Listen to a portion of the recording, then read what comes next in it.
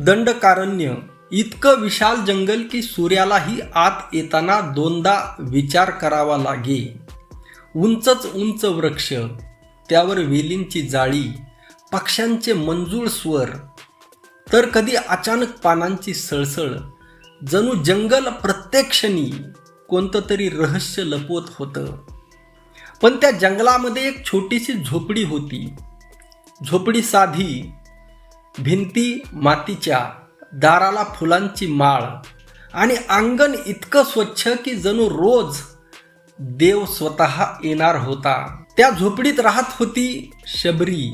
वय झालेलं, केस पांढरे, डोळ्याभोवती सुरकुत्या, पण डोळ्यातली चमक अगदी लहान मुलीसारखी. कारण तिला रोज एकच आशा होती की आज राम येतील का. तिला तिचे गुरु मतंग ऋषीने तिला सांगितलं होतं, शबरी, एक दिवस श्रीराम तुझ्या दारी येणार आहेत. बस, त्या एका वाक्यावर तिने संपूर्ण आयुष्य उभा केलं. रोज पहाटे ती उठायची, अंगण झाडायची, रांगोळी काढायची, फुलं वेचायची आणि जंगलात जाऊन गोड बोरं आणायची. पण इथंच सुरू होतं एक गोड रहस्य. ती प्रत्येक बोर आधी स्वतः चाखायची. एक घास जर आंबट असेल तर बाजूला, गोड असेल तर टोपलीमध्ये. एकदा एका खारीने विचारलं तिला, अगं आजी, तू स्वतःच सगळी बोरं खाऊन टाकणार आहेस की रामासाठी ठेवणार आहेस. शबरी हसली. अगं वेड्या, मी खात नाही, मी तर फक्त चाखते. खार हसली.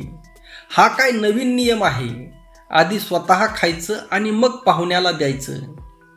शबरीही हसली आणि म्हणाली, रामाला आंबट बोरं चालतील का. खार थोडा वेळ विचार करू लागली. हे खरंय. दुसऱ्या दिवशी माकड आलं. आजी, आज किती बोरं चाखलीस. 50. मग रामासाठी 10. म्हणजे तू 40 खाल्लीस. शबरी पुन्हा हसली. नाही, ती 40 आंबट होती. माकडाने एक आंबट बोर तोंडात टाकलं. क्षणामध्ये चेहरा विचित्र झाला. आई ग, हे रामांना दिलंस तर ते पुन्हा इथं येणारच नाहीत. दोघंही मोठ्याने हसू लागले. असं करत करत वर्ष गेली. ऋतू बदलले, पानं गळाली, नवीन पालवी फुटली, पक्ष्यांची पिलं मोठी झाली. पण शबरीची वाट पाहणं कधीही संपलं नाही. कधी कधी तिच्या मनात प्रश्न यायचा, खरंच राम येतील. मग ती स्वतःच म्हणायची, गुरुचं वचन कधी खोटं होत नसतं. आणि पुन्हा दुसऱ्या दिवशी नवीन आशेने अंगण झाडायची. एके दिवशी जंगलामध्ये काहीतरी वेगळं घडलं. वारा अचानक सुगंधी झाला. फुलं स्वतःहून उमलू लागली. हरणं धावत नव्हती, ती शांत उभा होती. पक्षी एकदम एका दिशेला पाहू लागले. मोर नाचू लागले. जंगल कुजबुजत होतं. तो आला, तो आला. पण कोण? शबरीला काहीच कळेना. ती झोपडी समोर बाहेर आली. अचानक दूर 2 तेजस्वी पुरुष चालताना दिसले. एक सावळा, दुसरा गौरवर्णीय. खांद्यावर धनुष्य, डोळ्यात करुणा, चेहऱ्यावर तेज. शबरीच्या हातातून बोऱ्यांची टोपली खाली पडली. तिचं हृदय जोरामध्ये धडधडू लागलं. हे तिच्या डोळ्यातून अश्रू वाहू लागले. तिला काही बोलवत नव्हतं. फक्त एकच शब्द ओठावर आला, राम. आणि समोरून उत्तर आलं, आई. शबरी थरथर कापू लागली. जगातला सर्वात मोठा राजा, अयोध्येचा राजकुमार, स्वतः भगवान तिला आई म्हणत होता. ती धावत गेली. रामांच्या चरणावर कोसळली. अश्रूंनी त्यांच्या पायाची धूळ धुतली. रामाने तिला प्रेमाने उचललं. आई, इतकी वर्षे वाट पाहिलीत ना. शबरी काही बोलू शकली नाही, फक्त मान हलवली. लक्ष्मण सगळं पाहत होते. त्यांच्या मनात विचार आला, ही साधी वनवासी स्त्री आणि प्रभू राम इतक्या प्रेमाने बोलत आहेत. राम मात्र सगळं जाणून होते. झोपडीत बसल्यावर शबरीला अचानक आठवलं, अरे देवा, बोरे. ती धावत गेली, टोपली घेऊन आली. पण आता तिच्या मनामध्ये भीती होती. ही तर मी चाखलेली आहेत, देऊ का नको देऊ. राम तिच्याकडे पाहून मंद हसत होते. आई, मला भूक लागली आहे. शबरीने थरथरत्या हाताने एक बोर उचललं, आधी स्वतः चाखलं, गोड आहे याची खात्री केली आणि मग रामाच्या हातात ठेवलं. लक्ष्मणाच्या भुवया उंचवल्या. अरे, हे तर उष्ट. पण पुढच्या क्षणी रामाने ते बोर इतक्या आनंदाने खाल्लं, जणू स्वर्गातील अमृतही त्यापुढे फिके होतं. रामाच्या चेहऱ्यावर समाधान होतं. ते म्हणाले, आई, इतकं गोड फळ मी आजवर कधीच खाल्लं नाही. लक्ष्मण आश्चर्यचकित झाले. प्रभू, ही तर उष्टी बोरं आहेत. राम हसले. लक्ष्मणा, ही बोरं उष्टी नाहीत, ही प्रेमाने पवित्र झालेली आहेत. झोपडीमध्ये शांतता पसरली. शबरीच्या डोळ्यातून आनंदाश्रू वाहू लागले. त्या क्षणी संपूर्ण जंगलाला जणू समजलं, देवाला सोन्याची थाळी नको असते. त्याला हवं असतं निर्मळ, निष्कपट आणि प्रेमाने भरलेलं हृदय. आणि कुठंतरी याच हृदयाची कमी आहे. निर्मळ प्रेम या जगामधून हरवून गेलेलं आहे. निष्कपट भावना या जगामधून हरवून गेलेली आहे. आणि प्रेमाने भरलेलं हृदय या जगामध्ये कोणाकडे शिल्लक आहे की नाही, हा प्रश्न निर्माण झालेला आहे. सगळीकडे सगळीकडे सगळीकडे शैतानाचा बाजार भरलेला आहे. सगळीकडे दुष्टांचा बाजार भरलेला आहे. आणि यामुळेच प्रभू रामचंद्राच्या मंदिरामध्ये जी चोरी झाली, ती काही आजची चोरी नाही, ती काही पहिली चोरी नाही, ती काही शेवटची चोरी नाही. चोरी शेकडो वर्षापूर्वी सुद्धा होत होती, कालही होत होती, आजही होत आहे आणि उद्याही होत राहणार. अशा अनेक मंदिरामध्ये. कारण या चोरांचं काही देवावर प्रेम नसतं, प्रभू रामचंद्रावर प्रेम नसतं, आस्था नसते. आता मध्य प्रदेशमध्ये गोविंदगिरी जो खजिनदार आहे, प्रभू रामचंद्राच्या मंदिराचा ट्रस्टी आहे, खजिनदार आहे, खरं तर तो भामटा आहे, खरं तर तो शिवद्रोही आहे, खरं तर तो मानवताद्रोही आहे. त्याला ज्यावेळेस पत्रकाराने प्रश्न विचारलं की तुम्ही खजिनदार आहात, राम मंदिरामध्ये जी चोरी झाली त्यावर काहीतरी बोला, परंतु त्याचा चेहरा पाहण्यासारखा होता. त्याला बोलता येत नव्हतं. डोळे खाली होते, मान खाली होती, चेहरा पडलेला होता. आणि हे कशामुळे? कारण चोराच्या मनामध्ये चांदणं, अशी अवस्था होती. त्या गोविंदगिरीने या महाराष्ट्रामध्ये छत्रपती शिवाजी महाराजांचा वारंवार अपमान केला. एवढंच नाही तर वारकरी साधू संतांचा अपमान केला. आणि विषमतामूलक, विषमतावादी जो संत नाही त्याचा उदो करण्यासाठी वारकरी संतांचा वापर केला, वारकरी संप्रदायाचा वापर केला, वारकरी संप्रदाय नासवण्याचा प्रयत्न केला. अनेक वारकरी कीर्तनकार त्याच्या गळाला पडले. अनेक संग्राम भंडारेसारखे अनेक लोक त्याला गुरुवीर्य म्हणतात. त्या प्रभू रामचंद्राच्या मंदिरामध्ये चोरी झालेली आहे. तुम्हाला जर राम समजून घ्यायचा असेल, खरा राम, तर तुकाराम महाराजांची गाथा वाचा. बघा, तुकाराम महाराजांच्या नावामध्ये सुद्धा राम आहे, तुका राम. आणि तुकोबारायांनी इतका सुंदर राम मांडलेला आहे, तुमचे सगळे संशय निघून जातील. इतका राम, जो राम फक्त प्रेमाचा भुकेला आहे, भावाचा भुकेला आहे. तो राम पैसा कधीही घेत नाही. त्याला पैसा आवडत नाही, त्याला धन आवडत नाही, त्याला संपत्ती आवडत नाही.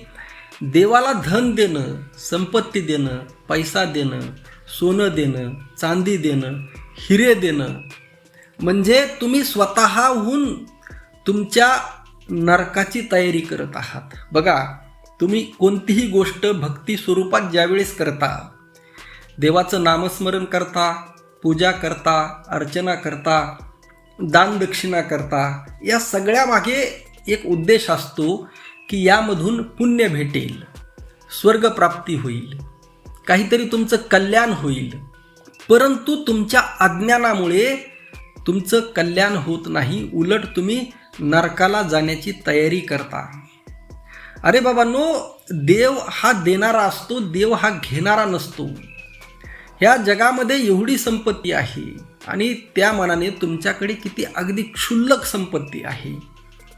म्हणजे ही सगळी संपत्ती निर्माण करणारा तो राम आहे. आणि आपली पृथ्वी एकटी नाही, एक असा ग्रह सापडलेला आहे जो पृथ्वीपेक्षा सुद्धा मोठा आहे आणि तो संपूर्ण ग्रह हिऱ्यांचा बनवलेला आहे.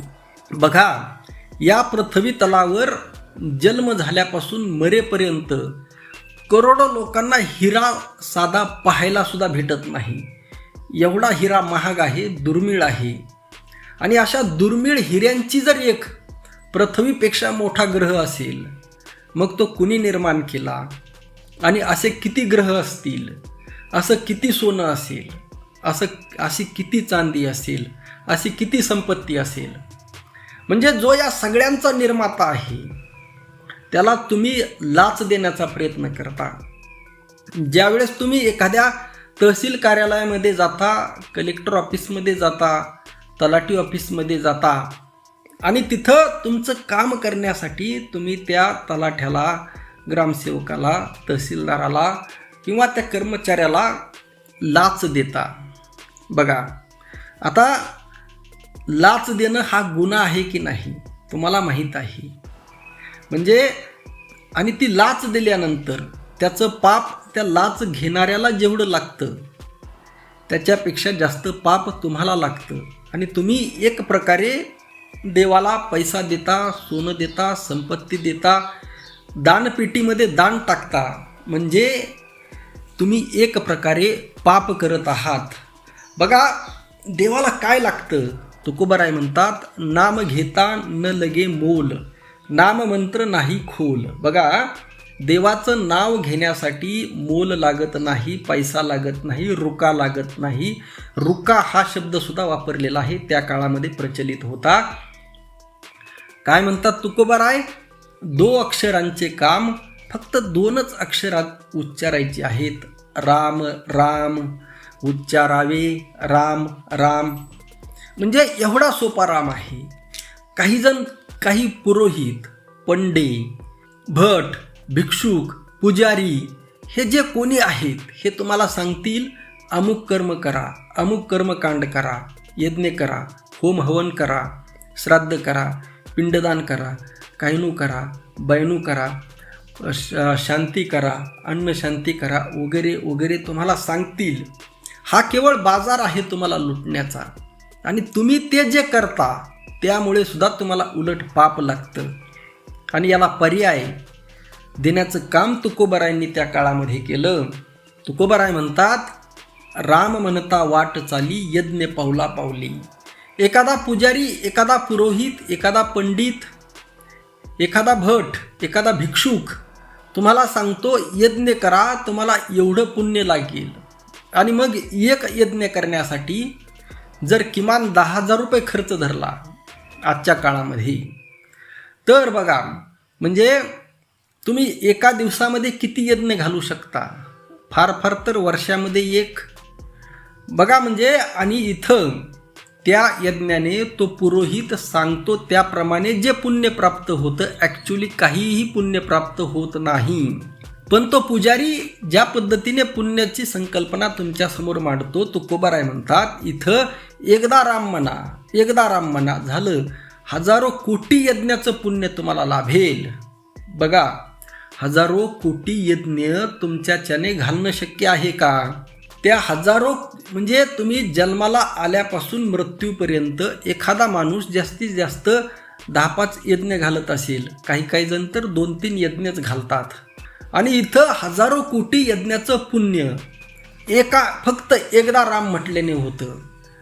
इतकं साधं सोपं सिंपल तत्वज्ञान, सिंपल फिलॉसॉफी तुकोबारायांनी मांडलेली आहे.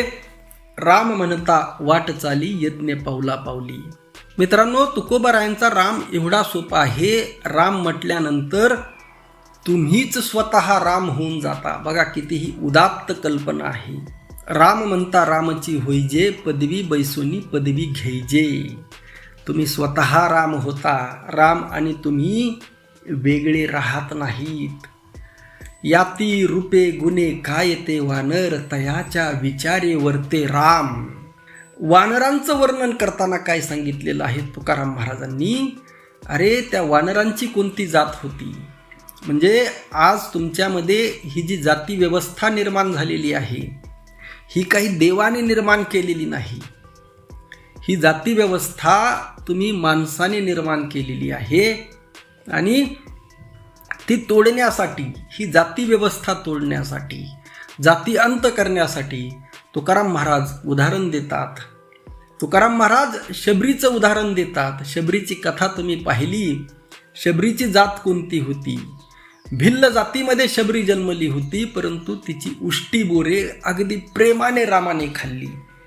शबरीने काही रामाला सोनं दिलं नव्हतं, चांदी दिली नव्हती, पैसा दिला नव्हता, आणि त्या उष्ट्या बोराचा सुद्धा राम भुकेला नव्हता. बघा, राम भुकेला होता तिच्या अंतकरणामध्ये जे शुद्ध प्रेम आहे, जो शुद्ध भाव आहे, तो भाव महत्त्वाचा आहे. आता मित्रांनो, पुढं जाण्या अगोदर आता अयोध्या येथे प्रभू रामचंद्राचं मंदिर झालेलं आहे. मग काही जण प्रश्न निर्माण करतील की एवढं मोठं भव्य दिव्य मंदिर जर रामाचं निर्माण होत असेल तर त्यासाठी पैसा लागणारच. बघा, 100% लागणार. आणि आतापर्यंत एवढा पैसा गोळा झालेला आहे, एवढा पैसा गोळा झालेला आहे, पुढची 1000 वर्ष पैसा देण्याची गरज नाही, इतका पैसा गोळा झालेला आहे. ज्यावेळेस पैसाच कुणी देत नसेल आणि त्यावेळेस जर सरकारने ठरवलं किंवा प्रत्येकाने ज्याची रामावर श्रद्धा आहे प्रत्येकाने एवढा प्रत्येकाने 100 रुपये जरी दिले, लक्षात ठेवा एकदा, तरी या देशामध्ये किमान 10 कोटी लोकांनी जरी 100 रुपये दिले तरी किती मोठा पैसा गोळा होतो.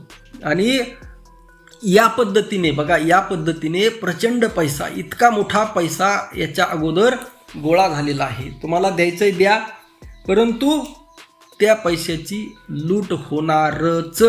बघा, आणि सगळ्यात महत्त्वाचं म्हणजे प्रश्न काय आहे? राम फक्त मंदिरामध्ये आहे का? राम फक्त त्याच ठिकाणी आहे का? रामाचा जन्म अयोध्येमध्ये झाला. अयोध्येमध्ये प्रभू रामचंद्राचं मंदिर होत आहे. आपल्या हिंदू धर्मियांसाठी अत्यंत गौरवाची बाब आहे, आनंदाची बाब आहे, अभिमानाची बाब आहे. परंतु तिथं जर भेदाभेद होत असेल, जिथं भेदाभेद होतो तिथं राम नसतो.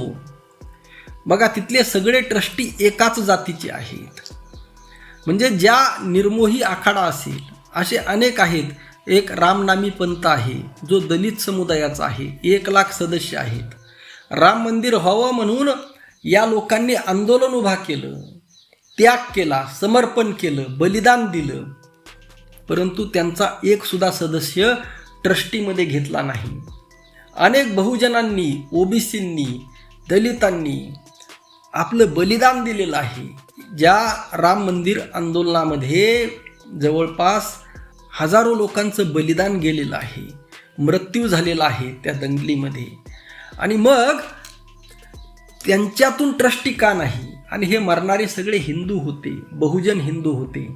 परंतु ज्यावेळेस प्रभू रामचंद्राचं मंदिर निर्माण झालं त्यावेळेस मात्र या हिंदूंना डावलण्यात आलं आणि तिथं हे सगळे उच्चवर्णीय म्हणून घेणारे, ॲक्च्युली ते उच्चवर्णीय नाहीत, परंतु तसं स्वतःला म्हणून घेणाऱ्यांनी मंदिर ताब्यामध्ये घेतलं आणि त्याचाच प्रतिनिधी आहे हा गोविंदगिरी भामटा.